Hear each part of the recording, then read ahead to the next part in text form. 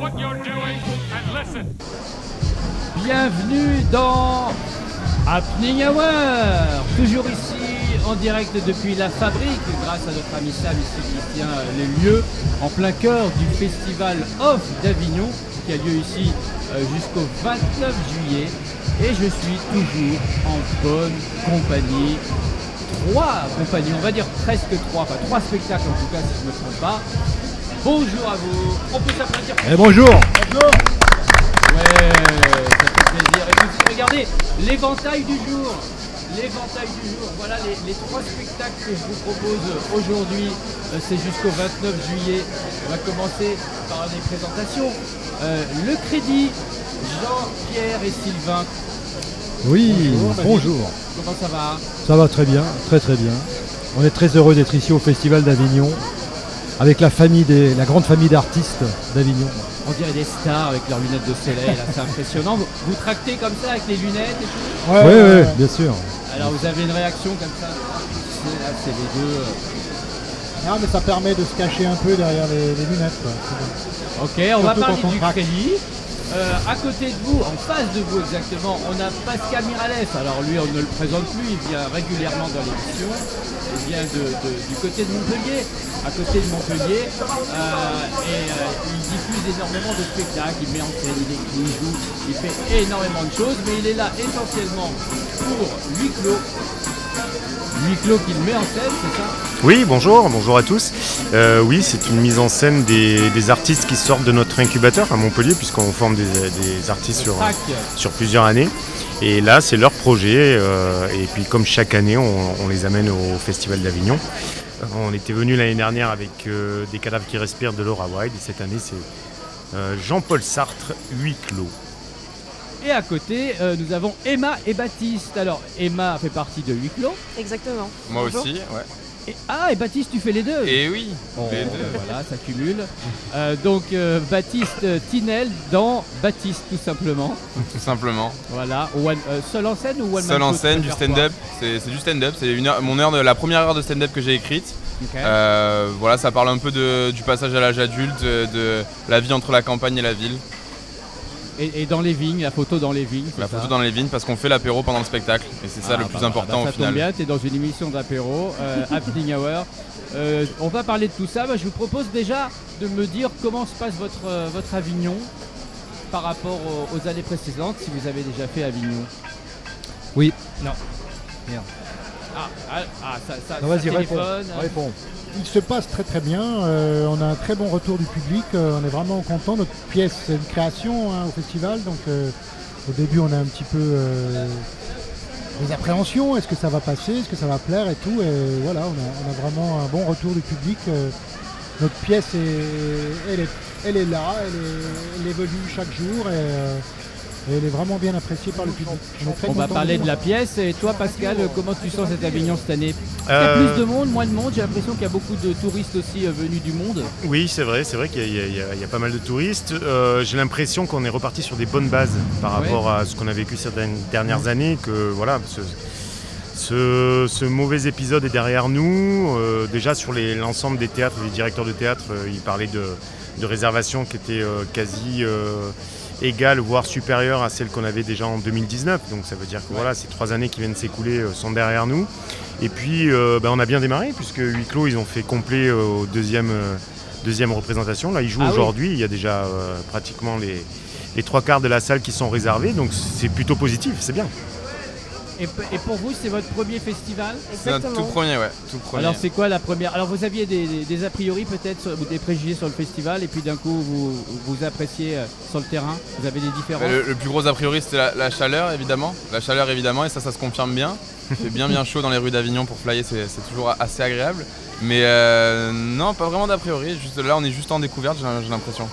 Oui, c'est ça. En fait, on nous en a parlé évidemment. On est venu voir l'année dernière nos camarades qui jouaient. Et c'est vrai que c'est une petite bulle en fait, Avignon. Donc on avait hâte de découvrir ça par nous-mêmes et de faire notre propre expérience. Et on va parler de vos spectacles, mais avant, vous voyez, c'est le hasard d'Avignon. On croise des artistes qu'on connaît bien. Taha Mansour, on te voit pas, mets-toi là-bas. Qui est Taha Mansour? Bonjour. Mets-toi au milieu ici. Il est là? Oui. Mais je ne comprends pas, tu n'as pas de spectacle cette année. Non, absolument pas. Aujourd'hui, je suis purement... Plus près des micros. Approche-toi au milieu, voilà. Ok, je vais me mettre là. Ouais. Eh ben, très bien. Oui, absolument. Là, je suis une semaine uniquement en tant que spectateur pour profiter des différents spectacles d'Avignon. Et donc tu fais des tours un peu partout là, parce qu'il est mentaliste, donc il a l'effet papillon au studio Héberto. Absolument, à Paris. Ouais. Et tu arrives à faire des tours de mentaliste dans la rue? Ou tu es venu juste pour voir des spectacles? Non, là je vois juste des spectacles. C'est cool, il y a plein de différents spectacles hyper intéressants et ça me permet de changer par rapport à l'année dernière où je faisais constamment des tours dans la rue pour rapporter du monde dans le tractage. Ça marchait bien. T'as un petit coup de cœur là à nous donner? Oui, absolument. J'en ai deux.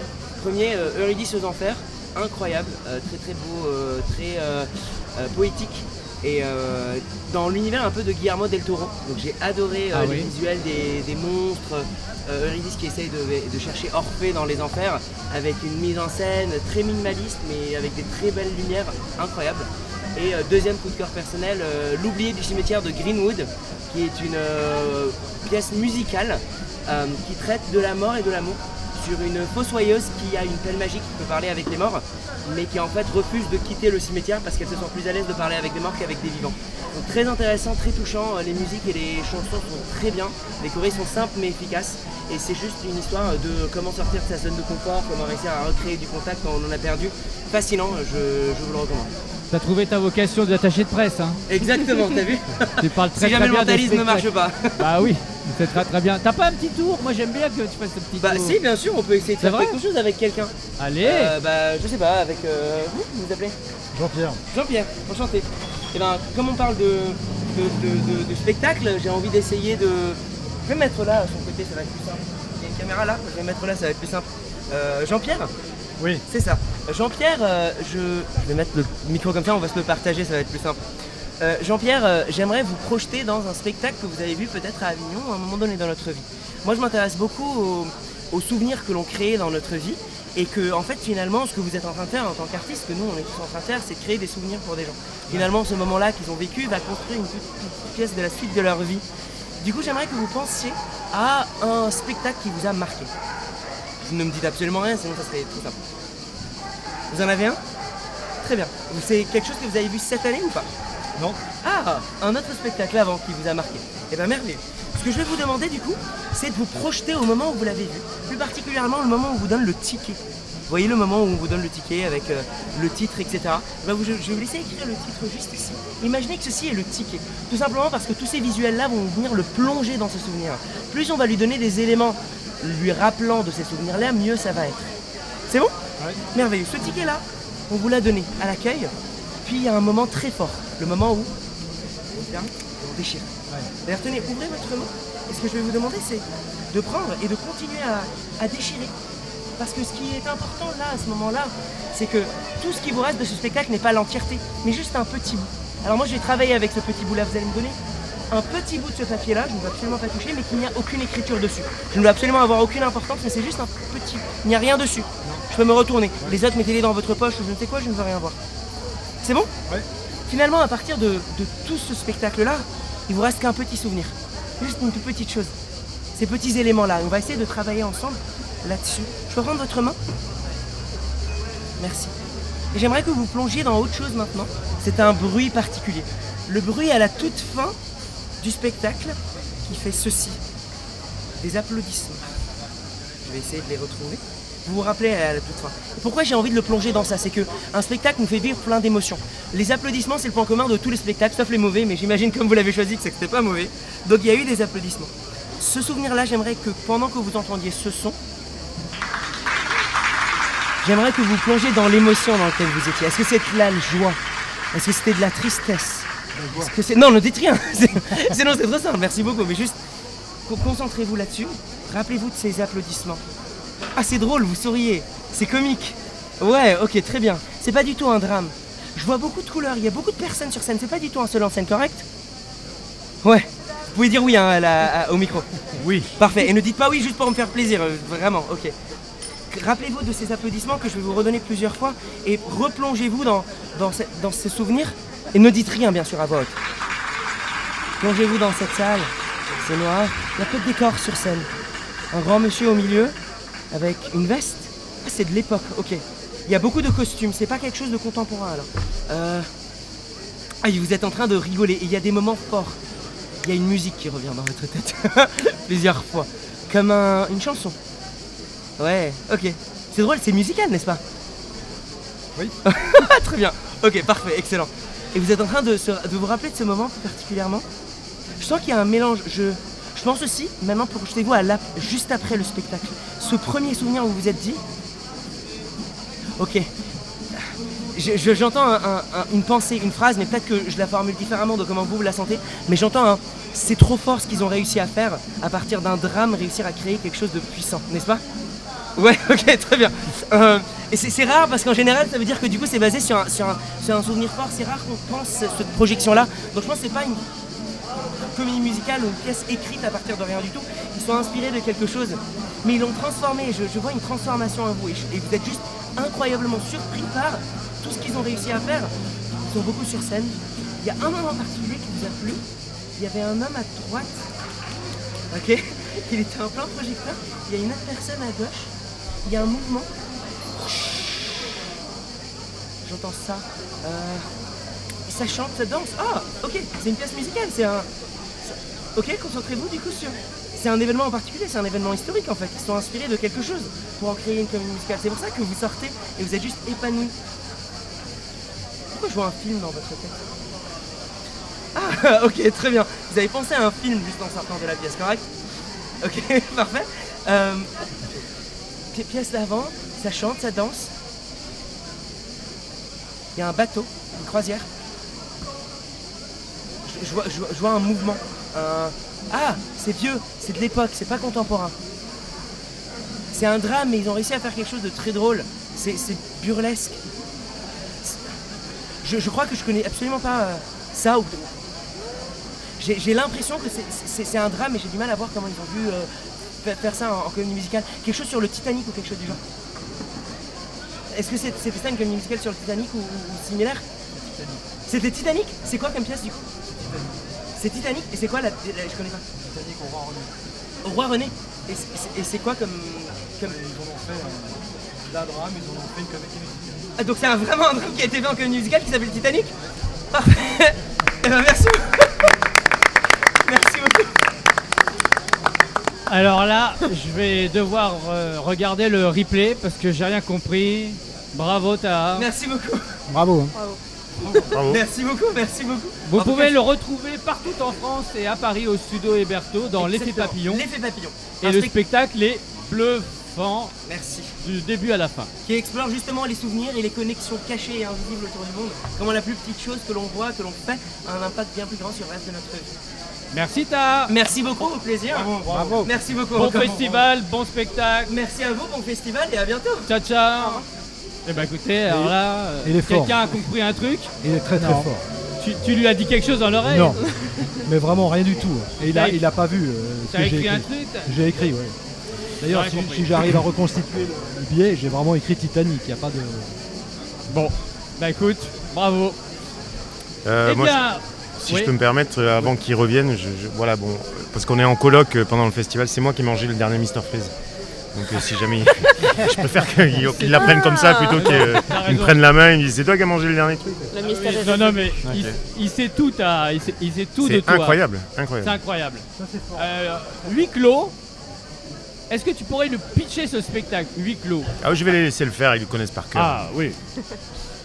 Huis clos, donc est une pièce de Jean-Paul Sartre. C'est trois personnages qui ne se connaissent pas, qui se retrouvent dans l'antichambre de l'enfer en fait. Ils ne savent pas qui ils sont, ils ne savent pas pourquoi ils sont là. Et tout l'enjeu de la pièce en fait, c'est de découvrir pourquoi chacun, qu'est-ce que chacun a fait et pourquoi du coup ils se retrouvent en enfer. Vous êtes combien sur scène? On est 4. 4. 4. Baptiste, quel est ton personnage? Moi je joue le garçon, celui qui accompagne, c'est 3 personnages qui vont apprendre à se découvrir. Donc je suis un peu le marionnettiste, le personnage qui crée leur conflit entre guillemets et c'est moi qui les installe dans cette antichambre de l'enfer. En fait, dans la pièce, ce personnage existe et a été écrit par Jean-Paul Sartre pour introduire l'enfer aux 3 personnages qui arrivent. Et dans la mise en scène, on s'est amusé à lui donner un rôle plus diabolique. Et en fait, il est omniprésent pendant la pièce, parce que Baptiste l'a pas dit, mais il fait la musique de la pièce. Et donc il joue de la guitare pendant toute la pièce, et c'est un peu l'influence de ce diable qui va à chaque fois relancer les énergies négatives de chaque personnage. Ok, et Emma, ton personnage? Moi je joue Inès Serrano, une postière qui est homosexuelle et qui a souffert de ça toute sa vie, a priori. A priori. Voilà, c'est sur la complexité des relations humaines. C'est ça. Exactement. On va en reparler tout à l'heure. Le crédit. Oui. Alors, est-ce que vous pouvez nous pitcher comme ça? Imaginez, je suis un passant qui passe, c'est le principe du passant, et vous m'abordez dans les rues d'Avignon. Alors le crédit, déjà, jusqu'où seriez-vous prêt à aller pour obtenir un crédit de votre banquier? C'est souvent comme ça qu'on commence le pitch. C'est vrai, pas Parce mal. que le crédit, c'est une comédie satirique sur le thème de la banque. En fait, en gros, un client va demander un crédit à son banquier. Ce dernier le refuse. Et pendant 1h15, ça va être une joute verbale. On va passer en revue la société, les problèmes, notre rapport à l'argent. Et en fait, ça peut être drôle parce qu'on part dans des situations dramatiques. Le client va trouver un argument de poids pour essayer de faire flancher le banquier et pour obtenir son crédit. Voilà, ça dure comme ça pendant 1h15. C'est une joute verbale. C'est très apprécié par le public. À deux, hein? À deux. À deux, ouais. Et comme je vous l'ai dit, ça soulève des problèmes de fond. Donc c'est drôle, mais pas que. Voilà. On aime beaucoup le mais pas que à Avignon. Ça revient souvent. Moi, vous savez, pour avoir un crédit à la banque, j'appelle mon ami mentaliste à Mansour. Et puis hop, en 2 coups de cuillère à peau, comme on dit, j'ai un crédit. Quelle a été l'idée? Est-ce que c'est lié à une problématique que vous avez connue avec votre banque et vous s'est dit, on va se venger sur cette scène? Non, plus simplement, c'était l'envie de jouer une pièce à deux. Et en fait, cette pièce existait depuis 10 ans. C'est Jordi Galceran, un auteur catalan, qui a écrit cette pièce. Il y en a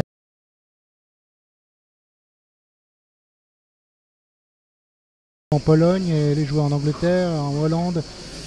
Et voilà, on avait envie de jouer cette pièce. C'est-à-dire que Jean-Pierre... Cette pièce a été montée en 2019 avec Daniel Russo et Didier Benureau à Paris.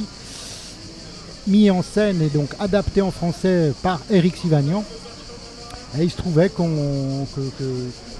que l'épouse de Jean-Pierre connaissait Éric Sivagnan. Donc on a vu cette pièce à la télé, on s'est dit on veut jouer cette pièce. Et par chance, Éric Sivagnan nous a répondu tout de suite et nous a dit écoutez, nous on a fait le tour, si vous voulez la jouer, je vous envoie le texte. Voilà, il nous a envoyé le texte, ça a démarré comme ça. Et on est vraiment très heureux de jouer cette pièce. C'est vraiment une belle partition. On nous avait prévenu d'ailleurs au départ, ne tardez pas à prendre le texte parce que vous allez avoir du mal. C'est vrai, c'est lourd. C'est très difficile. Vous sentez que c'est un sujet de prédilection pour les Français en ce moment, la banque, l'argent? Oui, pas seulement pour les Français, malheureusement. Effectivement, je pense qu'obtenir un crédit aujourd'hui pour acheter une maison, ça doit être compliqué. Après, les crédits à la consommation, ça doit y aller. Hein. Avec les intérêts qui vont avec, j'imagine que c'est sûr. Il y a des compagnies qui doivent se régaler en ce moment. Ouais. Baptiste, toi, t'as dû prendre un crédit pour faire ton premier Avignon? Non, j'ai été très bien accompagné par Trac, ma formation de comédien, très bien accompagné. Ça fait 2 ans que j'étudie là-bas et la suite logique, ça a été de ce spectacle, cette heure de stand-up. Ça fait 3 ans que je fais du stand-up sur les plateaux montpelliérains. Et c'est le résultat de 3 ans de travail et de 2 ans de formation à Trac. Voilà. Alors, tes sujets de prédilection. Alors, c'est vrai, Baptiste, tu précises que ça vient du grec. Baptiste Zeyn, immergé, et Tinel, qui vient du latin Tina, la cuve, le tonneau. Là, tu te dis, bon, voilà, je suis né là-dedans, c'est comme Obélix, voilà, je vais forcément faire un spectacle sur ça. Un petit peu. D'ailleurs, pour ceux qui ont visité le Palais des Papes, il y a une salle dans le Palais des Papes qui s'appelle la salle du Grand Tinel parce qu'il y a un énorme tonneau à l'intérieur. Ah oui. Voilà, pourquoi aussi le Festival d'Avignon. Mais non, oui, c'est un peu le sujet de prédilection, c'est pour ça qu'on fait l'apéro dans le spectacle, parce qu'on est tombé dans l'armite en étant petit et que c'est quelque chose d'important du sud de la France, l'apéro, la convivialité. Et c'est ce que raconte un peu ce spectacle. Alors, c'est quoi ton mais pas que à toi? C'est-à-dire que c'est drôle, mais pas que, ça va être de l'émotion? Un petit peu, j'essaye toujours, j'aime beaucoup être touchant sur scène, c'est quelque chose que j'aime beaucoup faire. Et la fin du spectacle raconte vraiment mon histoire, résume vraiment mon histoire. Et j'ai écrit ça de façon assez touchante. Pourquoi j'explique pourquoi, qu'est-ce que je fais là en fait dans ce spectacle. C'est un peu pourquoi j'ai voulu devenir comédien et qu'est-ce que je fais là. Et donc là, j'ai essayé avec la fin d'être touchant. Donc c'est drôle, mais pas que.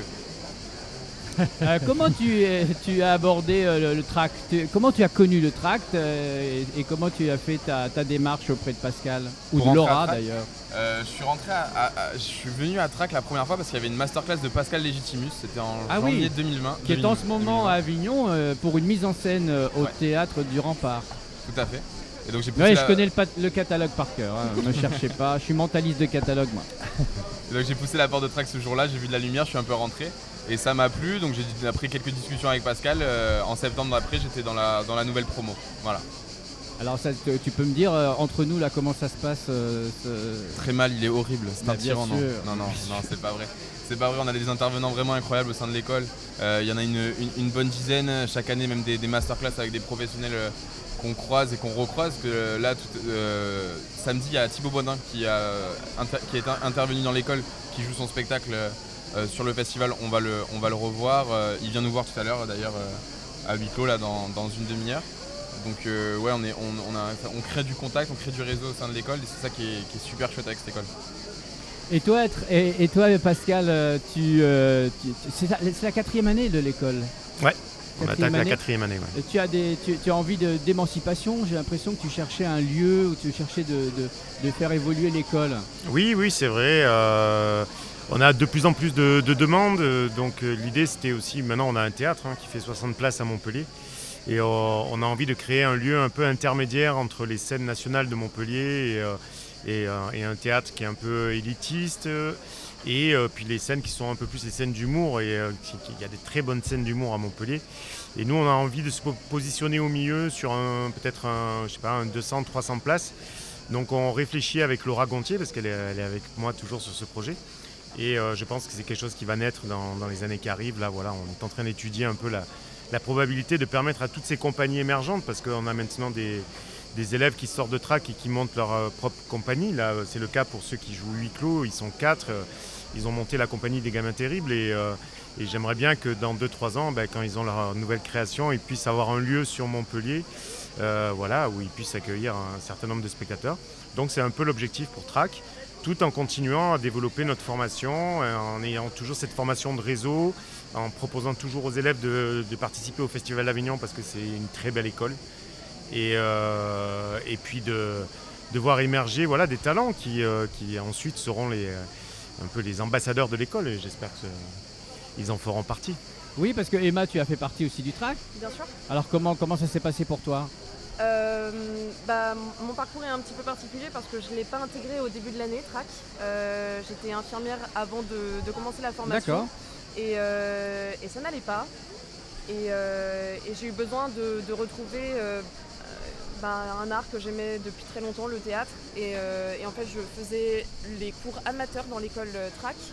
Et j'ai eu la chance d'avoir pour professeur une des professeurs de la formation pro. Donc j'ai discuté un petit peu avec elle. Après, j'ai vu avec Pascal pour faire une semaine d'intégration. Et je me suis sentie adoptée par toute cette équipe, par cet univers et du coup je ne les ai pas lâchés. C'est top. Voilà, 1 an et demi après. Est-ce que quand tu arrives dans l'entrée de Tract, tu n'as pas envie de te mettre avec les enfants pour dessiner, pour faire de la pâte à modeler? Il y a toujours tu ça. connais bien. Bien sûr, je connais. Moi je viens que pour la pâte à modeler de toute façon. Donc, Et vous, votre parcours alors, avant d'arriver au crédit, c'était quoi votre parcours? On est des vieux. Comme vous pouvez le constater. Je ne me rends pas bien compte. Moi, fait. je pense qu'à Avignon, on est tous des enfants qui ont refusé de grandir. Oui, c'est pour ça qu'on fait Avignon. Heureusement. C'est ça. Nous, on joue en duo depuis bientôt 30 ans. Ah, d'accord. Nous sommes frères, donc bon. Donc c'est un peu les chevaliers Las Palais de d'Avignon. C'est un peu ça, oui, c'est un peu ça. Et on a beaucoup écrit, et puis on a dit beaucoup de choses. On a fait un peu de télé en Suisse, parce qu'on est Suisse à l'origine. Ok. Et on est arrivé au bout, donc maintenant on prend des pièces qui ont déjà été écrites. Et puis surtout on essaie d'explorer des choses qu'on n'a jamais explorées, des textes avec du fond. Et c'est pour nous comme un changement de parcours. Non, pas changement, mais disons une exploration qui est un peu différente. Après avoir voulu faire rire les gens, on continue de les faire rire, mais différemment. Vous aurez en description, à chaque fois, chaque épisode d'Happening Hour, vous aurez en description l'actu des uns et des autres. Les lieux, le track, les spectacles, Biréduc, le off, des vidéos, des teasers. Il y aura tout ce que vous allez me donner. Je le mettrai en description. Très bien, très bien. Donc pour tout dire, en 1996, on était à la Tâche d'encre dans un spectacle à sketch. On s'appelait les Shabada, voilà. Ah, Moi, c'était déjà Zina? J'avais les cheveux jusque-là. Oui, c'était Zina. C'était Zina, la sœur. C'était Zina, qu'on salue. Exactement. Absolument. On a joué aussi au Théâtre Galante, qui n'existe plus aujourd'hui. Ouais. Ça, c'était en 95. Alors ça, c'est intéressant de connaître l'évolution du festival, puisque là, du coup, ça fait des années que vous le faites. Ouais. Comment on pourrait résumer un peu l'évolution de ce festival? Alors, du coup, moi surtout, parce que Jean-Pierre, il y est venu pendant plusieurs années, mais comme spectateur, moi moins. Et moi, la dernière fois que je l'ai vraiment fait, c'était il y a 13 ans, en 2010. On jouait au théâtre Notre-Dame Lucernaire, un spectacle, une comédie sur le thème des pompes funèbres qui s'appelait Avec vous jusqu'au bout, qu'on tourne toujours d'ailleurs. Et à l'époque, il y avait 900 spectacles au Festival d'Avignon. Cette année, il y en a 1500. C'est ça. Et je vois vraiment la différence. Et C'est vrai. surtout, ce que je vois depuis 2010, c'est qu'à cette époque-là, quelques quartiers d'Avignon étaient bondés de monde et animés, les autres moins. Et là, j'ai vraiment l'impression que dans tout Avignon, il y a des quartiers bondés et animés. Et ça, c'est vraiment impressionnant. Instant parade, venez ici, venez devant nous. Eh bien, on finit sur cette parade. Merci en tout cas d'avoir participé à Happening Hour. Mais merci à vous de nous avoir invités. Merci beaucoup, David. Merci à vous. On rappelle votre actu. Le crédit, donc, à noter que c'est mis en scène par Pierre Leric de la compagnie Les Épinoirs. Pour certains qui connaissent Les Épinoirs, ça fait 30 ans qu'ils font le festival. Ils sont actuellement au Théâtre du Balcon dans Britannicus, Tragic Circus. Voilà, et c'est pas un détail, quoi. Pierre Leric, très bon directeur d'acteur. Merci Pierre Leric. Merci beaucoup à vous. Merci à vous. À très vite. Rendez-vous ici, même endroit, même heure. Vous retrouvez les versions audio d'Happening Hour sur toutes les plateformes d'écoute et en vidéo sur YouTube, Twitch et Facebook, la page Happening Hour. À demain, même endroit, même heure. Ciao, ciao. Ciao.